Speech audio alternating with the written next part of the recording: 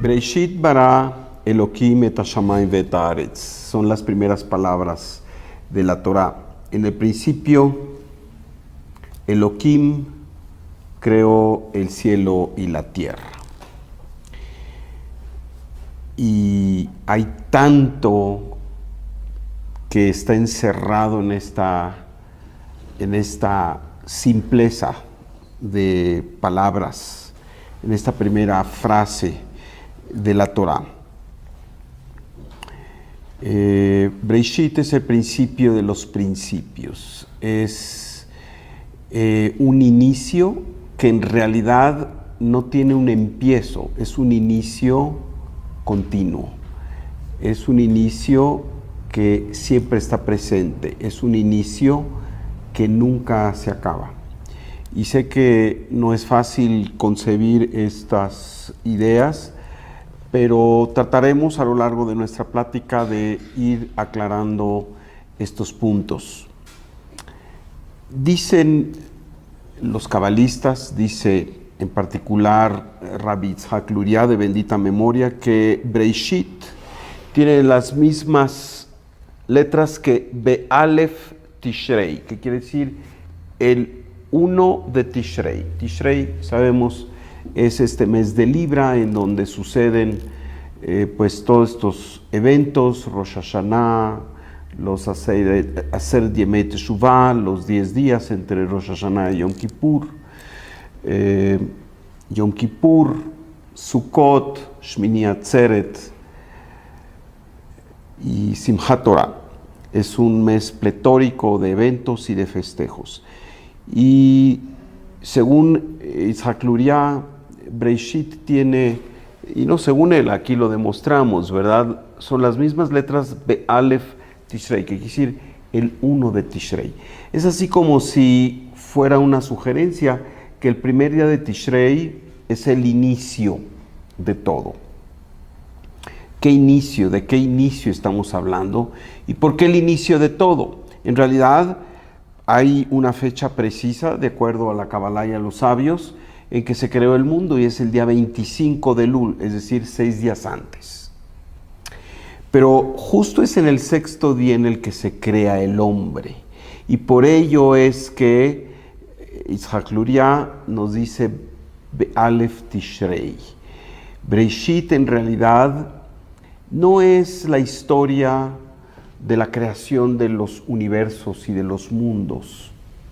Breishit es la creación de cada uno de nosotros, es el inicio de cada uno de nosotros, y del ser humano como grupo. Vuelvo a repetir, el día de la creación es el día 25 de Elul, y 6 días después es el 1 de Tishrei, cuando 6 días después se crea el hombre en el sexto día. Y entonces aquí estamos hablando de algo que va mucho más allá de la descripción alegórica de la creación del mundo en 6 días, con un séptimo día de descanso, en donde pues se crea todo lo que conocemos. Sí, desde luego esto es algo muy trascendente, y tendremos que explicar qué significa que el mundo fue creado en 7 días. ¿De qué estamos hablando? En realidad no estamos hablando de la creación del mundo en 7 días como los conocemos, estamos hablando de la creación de fuerzas de conciencia. El número 7, sabemos, está relacionado con las 7 sefirot, con las 7 expresiones del Creador, con las 7 formas en que la fuerza divina se presenta en nuestras vidas. La Torah empieza diciendo Breishit bara Elohim et hashamayim ve'et haaretz. Y por cierto, la parte creativa se la deja a este nombre de Dios, no llamado el Yud Kei Vav Kei, no el Havaya, no el tetragramatón, sino este nombre llamado Elohim, que está relacionado con el aspecto de fuerza de juicio y que está relacionado con el aspecto del mundo físico, el mundo de la densidad, el mundo en donde hay la fuerza del deseo y de la atracción. Y por cierto, se dice el nombre de Elohim 32 veces para ser exactos. De nuevo el número 32 aparece. Por ahí hemos hablado de ese número 32. Y el número 32 es la relación con esta fuerza divina llamada Jochma. Son los 32 senderos de la sabiduría.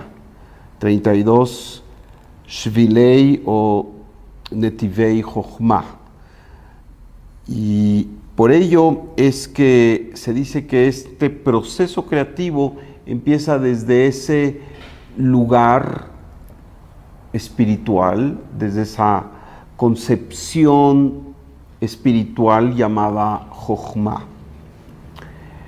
Hay una discusión muy interesante porque la primera letra de la Torá es una bet grande, y sabemos que las letras que aparecen como grandes versus el tamaño normal de las letras de la Torá aluden a Binah, mientras que el resto de la Torá está escrito en un tamaño estándar que alude al aspecto de Tiferet o Zeir Anpin, a este nivel de canalización de la luz del Creador, en donde justo hay este paso de energía o de luz entre los mundos de las supercausas al mundo de lo fáctico, al mundo de la expresión terrenal. Y sin embargo se nos dice que hay una alusión a Jochma. De hecho, los sabios nos dicen que la Bet como letra doble, Kfulá, letra doble, tiene dos pronunciaciones. Una pronunciación que es una B labial, que es la que usamos mayormente en español, porque realmente prácticamente ningún hispanoparlante pronuncia la V labiodental en su lenguaje normal. A lo mejor hace un esfuerzo de elegancia pudiera pronunciarse así, pero en realidad pocos son los hispanoparlantes que pronuncian la V de esta manera. En hebreo, sin embargo, sí es muy clara la diferencia y se utiliza ambas pronunciaciones. Y la pronunciación de Breishit es justo la pronunciación labial, Breishit.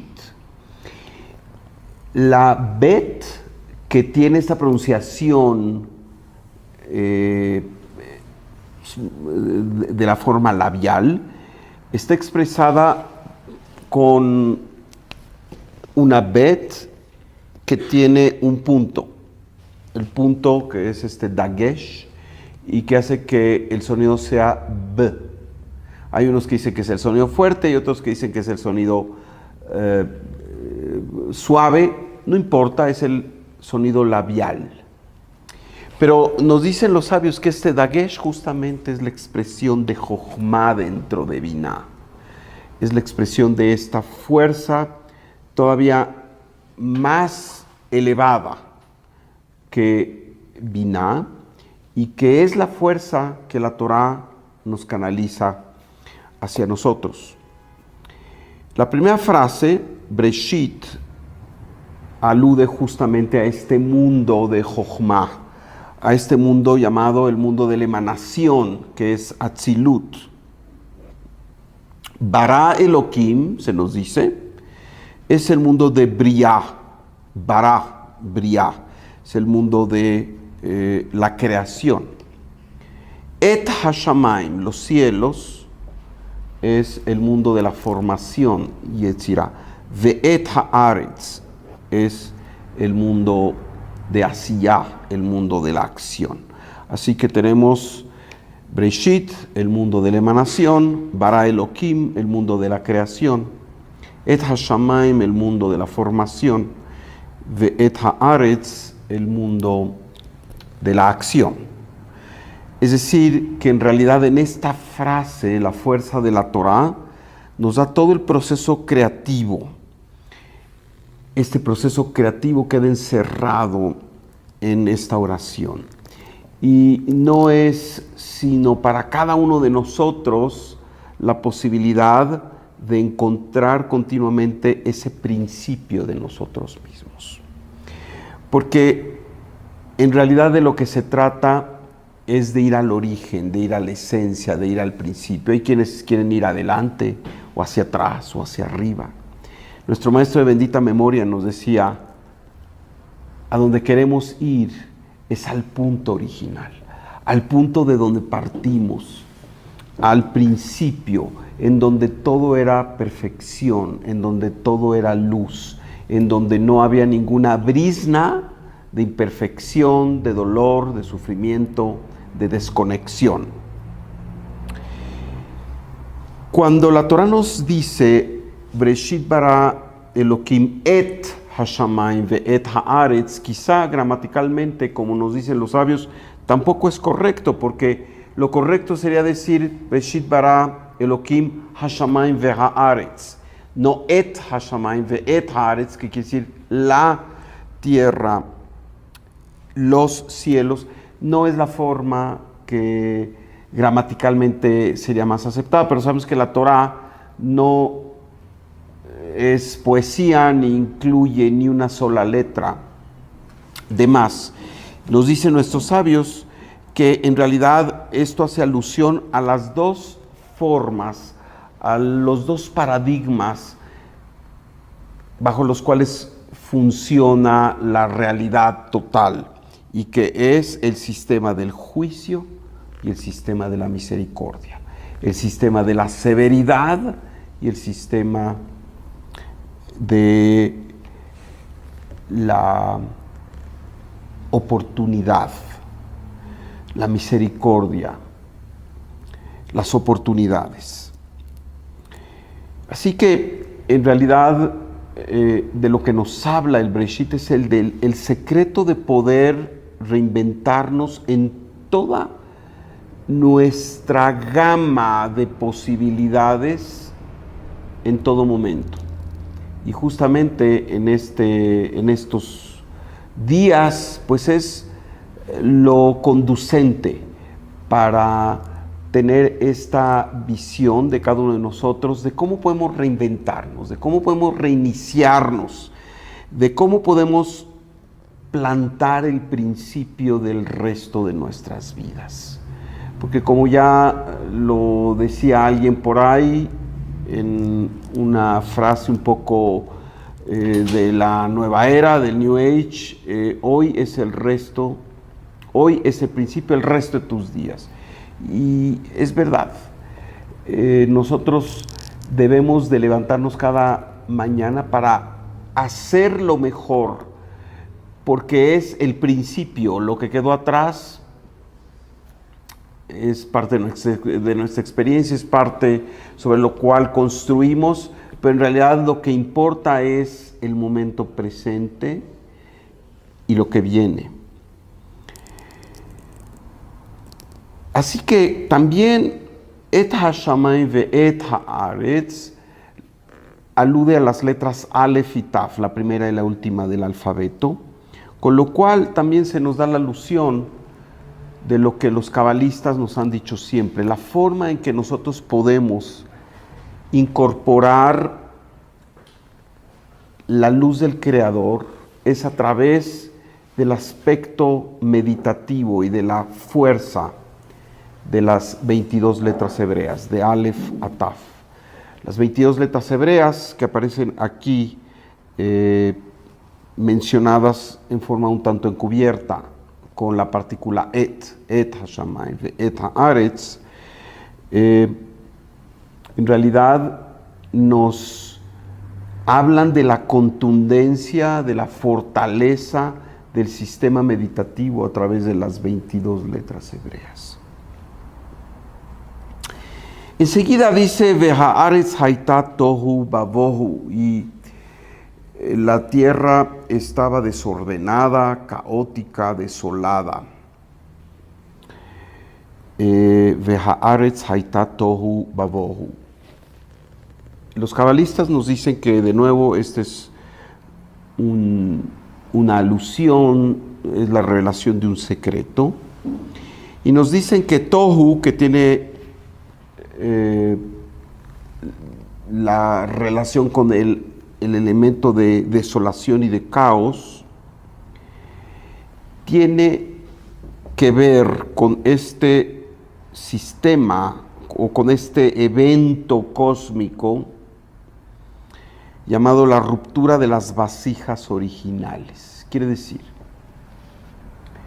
desde el punto de vista de la Kabbalah, en el principio de los principios, lo único que existía era el fulgor y la conciencia absoluta del Creador, sin ningún tipo de división, sin ningún tipo de grado, simplemente esta perfección que todo lo ilumina, esta perfección que está en todos lados, esta perfección que lo contiene todo, esta perfección que no le hace falta absolutamente nada.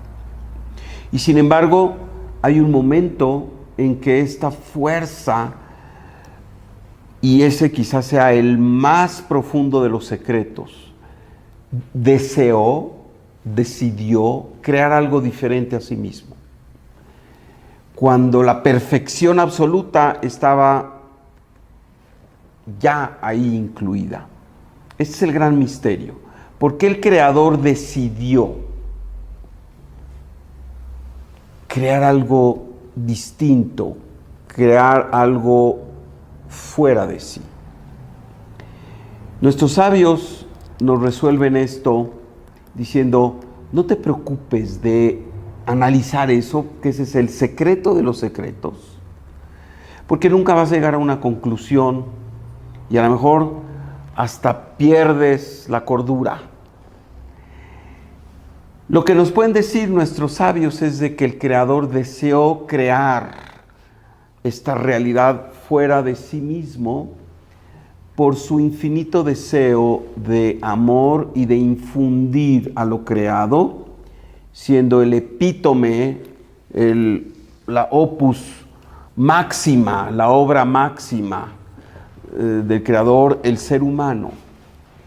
Y entonces la idea de la creación es haber hecho todo un escenario para infundir a los seres humanos, sus hijos predilectos, con todo tipo de abundancia, con todo tipo de bendición, con todo tipo de benevolencia. Y es ahí donde los sabios nos dicen, quédate con eso. La razón por la que el Creador creó es para llenarte de abundancia, para llenarte de felicidad, para llenarte de bendiciones. Hay gente que diría, wow, esto es algo muy distinto a lo que yo estoy pasando, ¿no? Es algo muy distinto a la historia de la humanidad. Pero bueno, vamos a ver. Esta primera acción creativa, se nos dice, fue tan contundente que estas primeras vasijas que fueron creadas para contener el fulgor del Creador no pudieron contener esta luz y se rompieron. Y en la Kabbalah se nos habla de estos 7 reyes de Edom que sucumbieron, que se pulverizaron, porque sus vasijas no pudieron contener el fulgor del Creador. Y fue hasta Babohu, en la parte de Tohu Babohu, ¿verdad?, que hubo esta rectificación, esta creación de una 8ª vasija, se nos dice en la literatura cabalista, que hizo el tikkun, la rectificación de todas las vasijas anteriores, y que este rey, un rey exaltado llamado Ben-Hadar, fue el que sí subsistió, el cuya vasija sí pudo continuar, y de ella realmente se deriva este eón, esta época de creación en la que vivimos. Siendo que una primera época de creación fue totalmente destruida, se destruyó. Podríamos preguntarnos, ¿Dios en su perfección no calculó que estas primeras vasijas se destruirían, que no aguantarían el fulgor, que no serían lo suficientemente afines para procesar y revelar esta luz y tendrían que ser destruidas? Dios, en su infinito conocimiento, en su infinita sabiduría, ¿no lo sabía? ¿Fue un ensayo y error? Claro que no, por supuesto que no. Todo esto es parte del gran proceso creativo, y entonces tenemos que esta destrucción de estas primeras 7 vasijas en realidad aluden a la primera fuerza que fue creada. Y la primera fuerza que fue creada, nos dicen los cabalistas, y en particular esto en forma maravillosa es explicado por el rabí Yehuda Ashlag, de bendita memoria, este gran cabalista contemporáneo que falleció en los años 50 del siglo XX y que tradujo todos estos conceptos tan grandilocuentes y difíciles de entender y difíciles de aterrizar a nuestra vida y difíciles de derivar de ellos algún mensaje práctico. Él lo hizo. Y él nos presenta con esta idea de que lo primero que realmente se creó, el diferenciador entre algo que no existe fuera del Creador y algo que existe fuera del Creador, es un aspecto llamado deseo.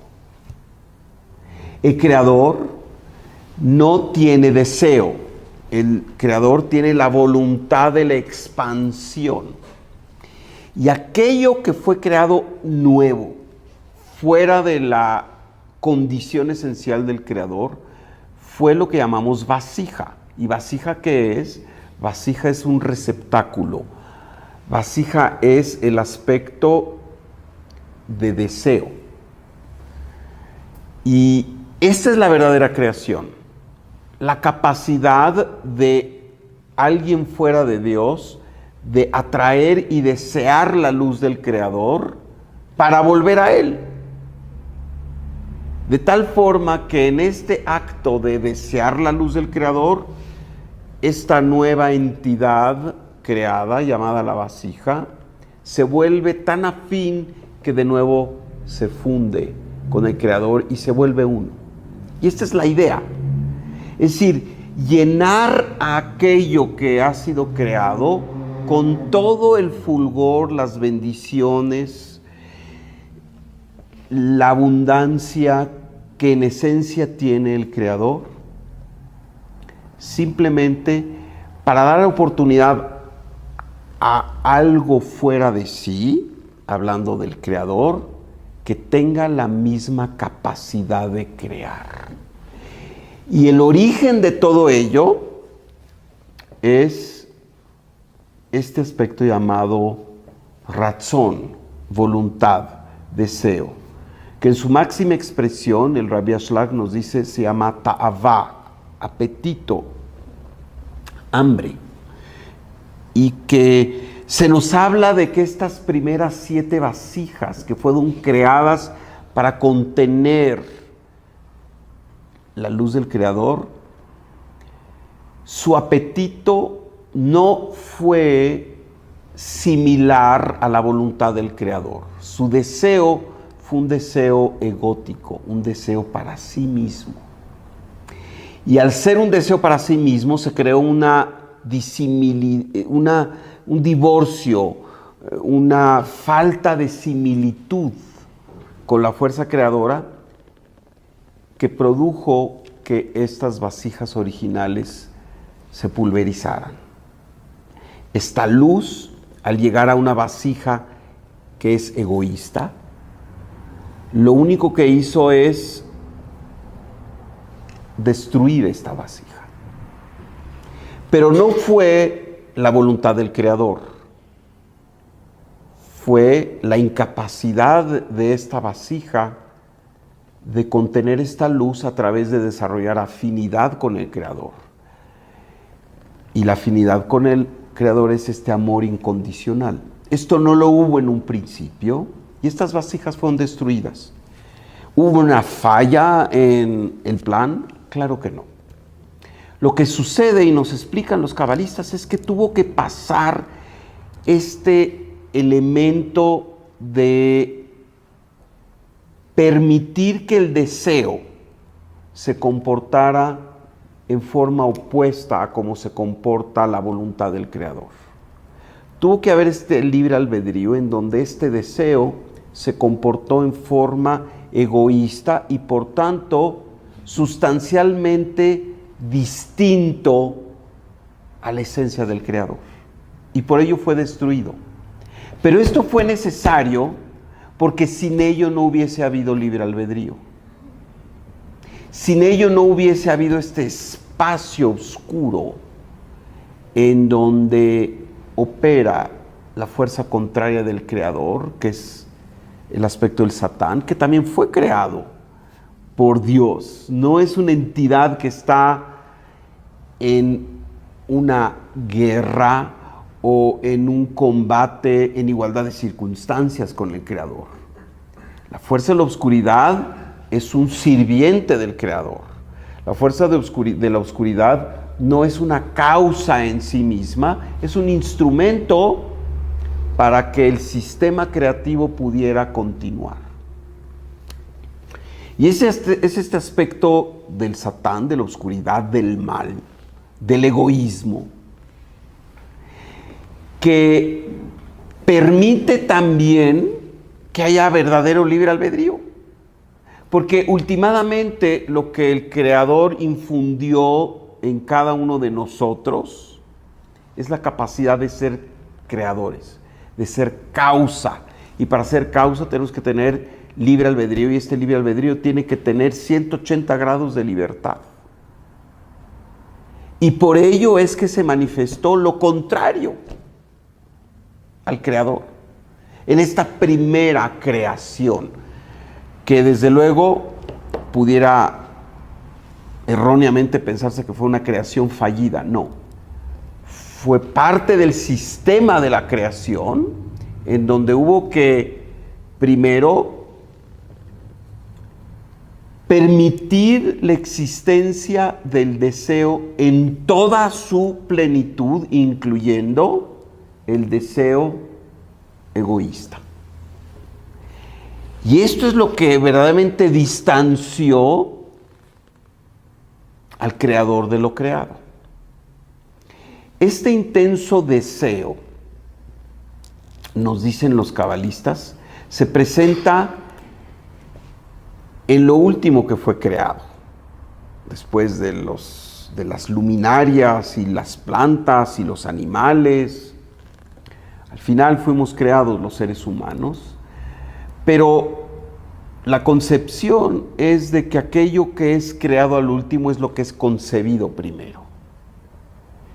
Y el Creador concibió primeramente a este ser, a Bnei Enosh, al ser humano, a los hijos de Adán, para contener toda su luz, manifestar su luz en otro ámbito y al así hacerlo regresar al ámbito original de luz total. Y este es el plan.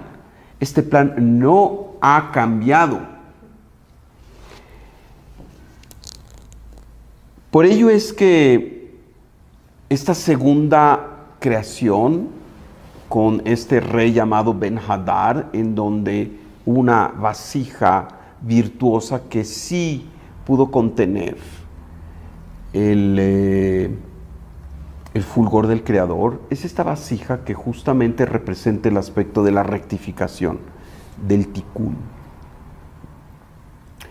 Y lo que la Torá nos narra en cuanto a la historia de Adán, el primer hombre, de Javá, la primera mujer, de sus hijos, Caín y Abel, y el resto de la descendencia, no es más que una réplica a un nivel, digamos, más cercano a la realidad terrena, aunque no podemos decir que Adán es una realidad terrena, es una realidad que está arriba de lo terreno, pero sin embargo tuvo que suceder para que todo el aspecto creativo en donde aparecemos los seres humanos, hoy casi 7.300 millones de ellos, con esta partícula que el mismo Creador insufló dentro de cada uno de nosotros y lo hace cada vez que amanece, cada vez que despertamos y agradecemos, así es, agradecemos que de nuevo somos insuflados con esta partícula de Él y de vida, que es nuestra alma. Y nuestra alma es deseo. Y lo que estamos haciendo aquí por vidas y vidas y vidas es justamente rectificar la desconexión o lo que se llama el pecado de Adán. Puesto que Adán en su momento también tuvo este libre albedrío y lo usó en forma egótica, lo usó en forma que no era para servir a la creación. De hecho, se dice que Adán, antes de unirse a Javá, tenía otra esposa cuyo nombre no es bueno pronunciar, Lilith. A lo mejor las feministas se enojan conmigo, pero esa es la recomendación. Y Adán cohabitó con este ser que ni siquiera era un ser físico, era un ser etéreo, pero que representaba el aspecto del deseo de recibir para sí mismo. Y con este ser impuro, Adán engendró múltiples seres también impuros, que finalmente se nos dice son los que tuvieron que ser rectificados a través del diluvio. Y hablaremos de eso en la próxima porción de Noaj. Pero baste entender que estamos aquí en esta posibilidad de ser como Dios. Y para ser como Dios tenemos que tener deseo y tenemos que tener libre albedrío. Y el libre albedrío nos dice cómo manejamos nuestro deseo. Es harto difícil, puesto que inclusive nuestro Padre Celestial o nuestro Padre, del cual venimos los seres humanos, Adán, aun cuando estuvo tan cerca del Creador y tan cerca de los eventos, digamos, espiritualmente originarios de la causa, se equivocó también. Y estamos aquí todos, hombres, mujeres, rectificando esta equivocación, que finalmente es la rectificación del deseo que no es un deseo afín a la luz. La Torá nos dice, Vayehi or, que haya luz. Esto fue en este proceso inicial, que haya luz. Quiere decir, el Creador, la fuerza suprema, insufló su esencia a la vasija, a cada uno de nosotros. Esa es la luz que nos entrega. Y por ello decimos que cada uno de nosotros es una partícula de la divinidad. Y este proceso de Vayehi or es cada vez que nacemos, cada vez que despertamos quizá, somos insuflados con esta alma. Y este aspecto de Vayehi Or es la fuerza que nos da todos los días este ser supremo en forma amorosa para superar todo el aspecto de la oscuridad. Y dice la Torá, y hubo luz, y vio Elohim que la luz era buena, y separó Elohim la luz de la oscuridad.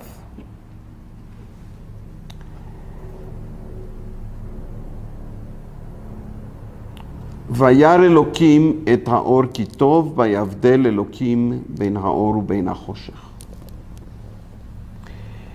Quiere decir que esta separación entre la luz y la oscuridad es el trabajo que nosotros tenemos que hacer.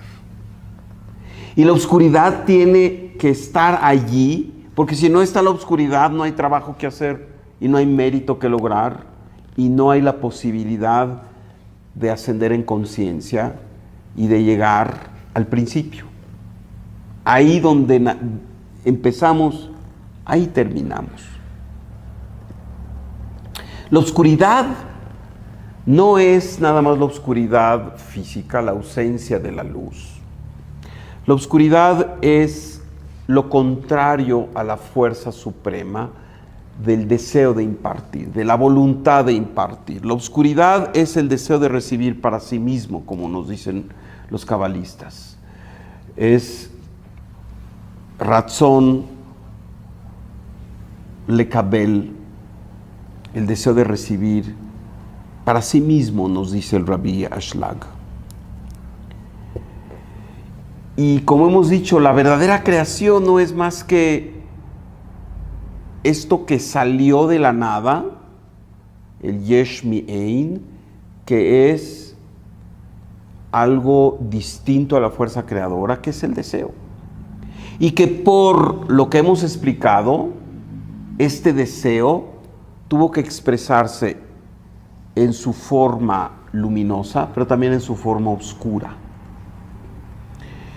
Estamos aquí para separarnos de la oscuridad, todo lo que ello significa. Separarse de la oscuridad significa el no permitir que la fuerza del ego sea la que dirija nuestras intenciones.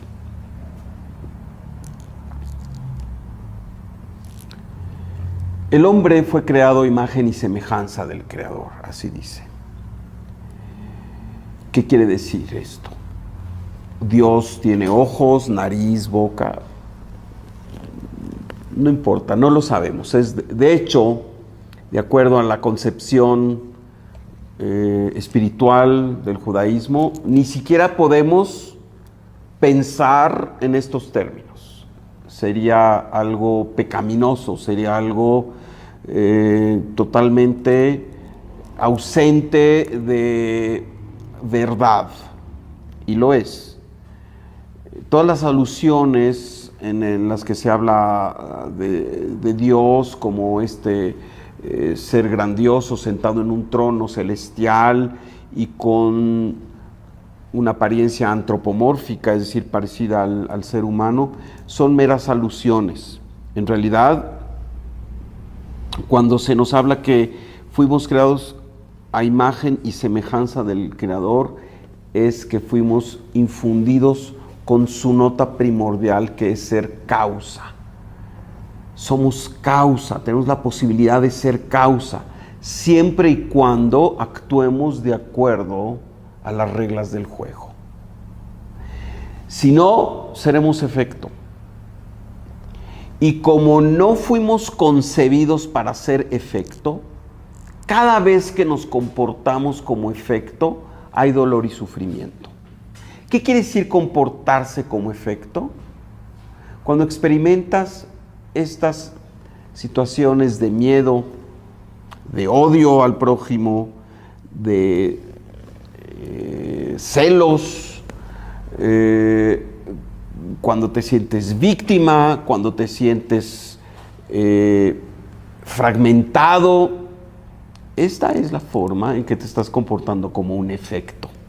Y por tanto, no estás en línea ni en vibración con la intencionalidad original del Creador de que seamos causa. ¿Qué quiere decir que somos causa? Se dice Hashem Hakol Yahol, el Creador todo lo puede. ¿Nosotros también? Sí. Nosotros también. Esto es la promesa, esto es lo que Hashem insufló en nosotros, que todos lo podemos, siempre y cuando estemos elevados en esta conciencia. ¿Podemos combatir la enfermedad? Sí podemos combatir la enfermedad. ¿Podemos combatir la adversidad? Sí podemos combatir la adversidad. ¿Podemos combatir la pobreza? Claro que sí. ¿Podemos crear una realidad luminosa y feliz? Por supuesto que sí. Esa es la promesa. Pero se requiere conocer las reglas del juego y se requiere de saber jugar las reglas del juego. Y aunque no pretendo ser simplista, las reglas del juego implican el saber cómo transformar esto que es la fuerza esencial de nuestro ser, de nuestra alma, que es el deseo de recibir. Transformar este aspecto del deseo de recibir para sí mismo en el deseo de recibir con objeto de impartir. Ese es el objeto. Y para ello, todo esto que nuestros sabios nos enseñan, ¿verdad? De la importancia de la humildad, de la importancia de separarse de la arrogancia y este tipo de situaciones que hacen que la persona no cumpla con su función y que no esté en el camino de la elevación, de esta transformación. Y cuando digo transformación, quiere decir que nadie de nosotros viene listo para hacer el trabajo, más que los 36 tzadikim que están en este mundo, en cada generación. Todos nosotros venimos aquí con este aspecto de necesitar transformarnos. Todos nosotros, siempre y cuando seamos normales y estemos encarnados en un cuerpo, experimentamos en forma contundente el deseo egótico. Y no es malo, somos humanos. Lo importante es estar en la conciencia de saber qué hacer con ese deseo egótico y saber que si nosotros dejamos que ese deseo rija nuestra vida, terminaremos como los 7 reyes de Edom que fueron destruidos. Pero si nosotros estamos en la conciencia de la transformación, la conciencia de continuamente ver cómo podemos estar más cercanos al Creador y hacerlo conducente y saber que hay un sistema para ello y ser congruente con este sistema, entonces estaremos del lado de la octava vasija, esa vasija que sí prosperó, la vasija de Ben-Hadar. Se nos habla desde luego de la creación no solo de Adán, sino de Javá. Se dice, no es bueno que el hombre esté solo y por eso hay que crear a su pareja. Y es hermosísimo como la Torah lo dice, Ezer kenegdo. Ezer es ayuda y negdo es en contra de él, una ayuda en contra de él. Y aquí es donde entendemos que el aspecto femenino, la mujer, viene a llevar a cabo de forma genérica un trabajo en donde debe haber una ayuda y una superación del ser humano. Ezer kenegdo, pareciera una contradicción, una ayuda en su contra. ¿Saben? es muy sencillo establecer que una palanca, que es una fuerza que incide aparentemente en contra de algo, cuando esta palanca es usada, facilita el trabajo. Y las palancas no son más que vectores contrarios. Una puerta en donde la palanca tiene que ver con las bisagras a las que está unida esa puerta, en forma de vectores de fuerza, y esto es física sencilla. Si no hubiera un vector de fuerza en contra de la puerta, esa puerta no se podría abrir. Esa puerta se iría, se caería. Es precisamente porque hay un vector de fuerzas contrarias que la puerta se abre. La fuerza de la femineidad, la fuerza de la vasija, llamada Javá, la fuerza de la parte receptiva del cosmos, tiene como función la elevación de este cosmos a través de ser una especie de palanca. Y por ello, en la tradición judía se dice que el hombre no puede trascender en este mundo sin estar casado con una mujer. Sobre la mujer se dice que es muy deseable que tenga su pareja y que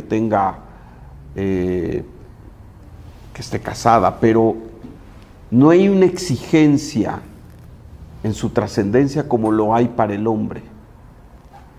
El hombre, se nos dice, si no está casado, si no tiene a su mujer, si no tiene por lo menos un hijo y una hija, no puede trascender y tiene que reencarnar. Son las palabras de los cabalistas. Ezer kenegdo, la mujer en ese sentido viene a ayudar al género masculino a trascender. Y por ello se nos enseña que la mujer viene de Binah, mientras que el ser humano, hombre, viene de Zeir Anpin, quiere decir la mujer tiene un elemento de mayor elevación y de una capacidad interconstruida. Y por ello, por ejemplo, en la tradición espiritual judaica, la mujer no tiene que llevar a cabo ciertas obligaciones que el hombre sí. La mujer no tiene que rezar todos los días, la mujer no tiene que ponerse tefilín o talit. Y otros muchos aspectos. Hay quienes dicen, bueno, es que esta era la postura muy primitiva y quizá discriminatoria de la antigüedad, pero sabemos que la Torá trasciende tiempos y épocas, y en realidad lo que sabemos es que hombres y mujeres tenemos misiones y funciones distintas. Y la mujer tiene este aspecto interconstruido de mayor compasión en general. Desde luego que hay mujeres muy malas y hay mujeres asesinas, pero en general podemos decir que el hombre tiene mucha más proclividad a la destrucción, a la negatividad que la mujer. La mujer tiene interconstruido este aspecto de Binah, este aspecto de la compasión y de la misericordia mucho más acendrado que el hombre. Y por ello son estas dos polaridades, masculina y femenina, y por eso es que Adán no progresó solo. Y bueno, ahí se nos dice que vivían en el jardín del Edén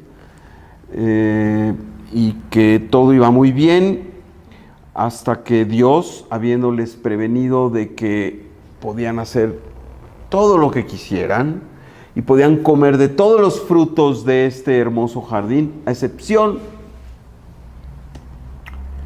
del fruto del árbol del conocimiento del bien y del mal. Y justo ahí se nos relata que un ser llamado la serpiente, Nahash, dice que era la más desnuda de todas las criaturas. ¿Está uno desnudo o no. Así dice que la Nahash era el ser más desnudo de todas las criaturas. ¿Qué quiere decir? Cuando se habla de esta desnudez, se habla de este aspecto totalmente contrario a la fuerza de la benevolencia del Creador. Y fue Eva, justamente, a iniciativa de la Nahash, de la serpiente, que invitó a Adán a que comiese del fruto prohibido. Y bueno, esta situación que pareciera inocua, y bueno, pues comió de una manzana, alguien dice que es manzana, otros dicen que era uva, y así hay toda una serie de interpretaciones de cuál era este fruto prohibido, pero viéndolo cercanamente, el haber comido un fruto hace que Dios tenga que enojarse y que negar la existencia edénica a esta primera pareja. Sabemos que la Torah es código y es una serie de alusiones. Y en realidad no es que Adán y Eva hayan comido de una fruta y por eso Dios los castigó. En realidad todo esto nos habla de la posibilidad del libre albedrío usado no para el bien de la creación. Y por ello es que fueron expulsados de este lugar de la vida eterna, del Gan Edén. Y por ello es que el aspecto de la oscuridad tiene más beligerancia en la vida humana que en el origen edénico, en donde nos encontrábamos todos como una sola alma en Adán y Eva. Pero la verdad es que no es que el comer de una fruta hizo que Dios se enojara. Realmente todo esto es una alegoría para darnos a entender que el ser humano finalmente fue infundido con esta capacidad de causa, y esta capacidad de causa conlleva el libre albedrío, y el libre albedrío conlleva el riesgo del egoísmo. Y el egoísmo es lo opuesto a la fuerza creadora.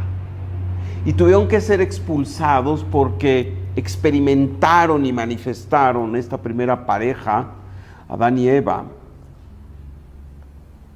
la fuerza del egoísmo. Y es lo que venimos a corregir. Y la fuerza del egoísmo se manifiesta, como ya lo he dicho, en todos estos seres impuros que fueron engendrados en relaciones sexuales ilícitas.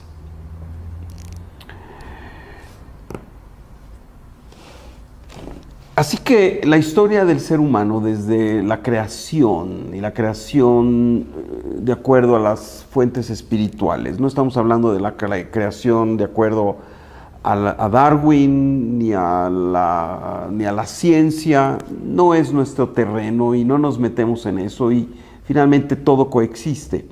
Estamos hablando de la esencia humana. Y la historia de la esencia humana, de este ser encarnado en un cuerpo físico, con una partícula del Creador como su esencia, no es más que una lucha continua entre el deseo altruista, el deseo de servir, el deseo de dar a la creación, en este sentido, de dar a los demás seres humanos, a las demás vasijas, y el deseo egoísta, es decir, es esta lucha continua. Y esto se manifiesta en las grandes causas de la humanidad y se manifiesta en los grandes errores de la humanidad y de los individuos, ¿verdad? Las grandes equivocaciones y el dolor y el sufrimiento que infundimos unos a otros en forma innecesaria. No es más que esta parte del error de la causa inicial, ¿verdad? Para la que fuimos creados.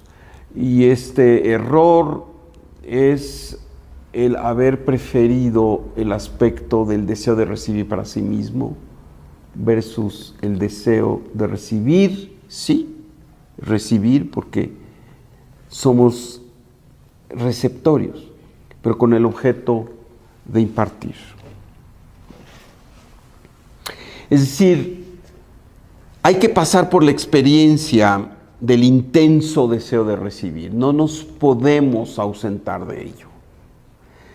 No podemos ser campeones sin haber pasado la prueba.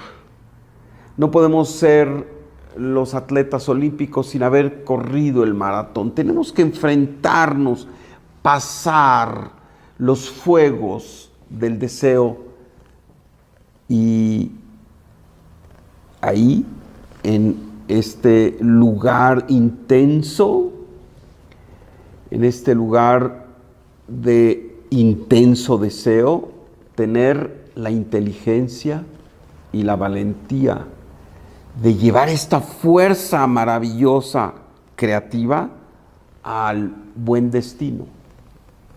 Ahí es donde podemos resumir que está la gran trascendencia del ser humano o la gran equivocación y el dolor y el sufrimiento más grande que como género humano hemos creado, el deseo de recibir para sí mismo. Solo es al remontar este aspecto del deseo que alcanzamos la verdadera trascendencia, la verdadera felicidad y el verdadero propósito para lo cual fuimos creados. Y entonces le damos, como decimos, Nahatruach leboreinu, le damos felicidad a nuestro Creador. ¿Cuándo? Cuando podemos remontar el aspecto del deseo de recibir para sí mismo, cuando podemos retornar a Él. Y ¿qué es retornar a Él? Él es estar en afinidad de forma, en afinidad de mentalidad. El Creador es absoluto dar. Nosotros no podemos ser absoluto dar. No somos el Creador. Tenemos una partícula del Creador. Pero sí podemos, en momentos, tomar lo que el Creador nos da y tomarlo para nosotros y para ser felices y para llenarnos de abundancia, pero en el así hacerlo, también servir a la creación y ser afín al Creador, ser como el Creador, en donde también irradiamos esa luz a través de nuestros recursos, a través de nuestra sabiduría, a través de nuestras acciones, de nuestro servicio a los demás, a través de crear el bien que derrota al mal, no a palos ni guerreando, sino simplemente emanando más y más y más luz. Así que, así como fuimos expulsados del Edén, en nuestra versión de Adán y Eva que todos tenemos, así la idea es regresar a este jardín del Edén. Y el Creador en su infinita misericordia nos da la oportunidad de hacerlo por nuestro propio pie. Y claro, como hay un tiempo para todo, hay un momento en que esto tiene que suceder, y si no sucede por nuestro libre albedrío, sucederá por la voluntad del Creador. Y al final todo será luz como en el principio, pero el proceso depende de nosotros. Queremos retornar a este Gan Eden, a este jardín del Edén, a través de la altura de conciencia, a través de llenarnos del amor y emanarlo, o a través de la purificación terrible del dolor y del sufrimiento. De nosotros depende.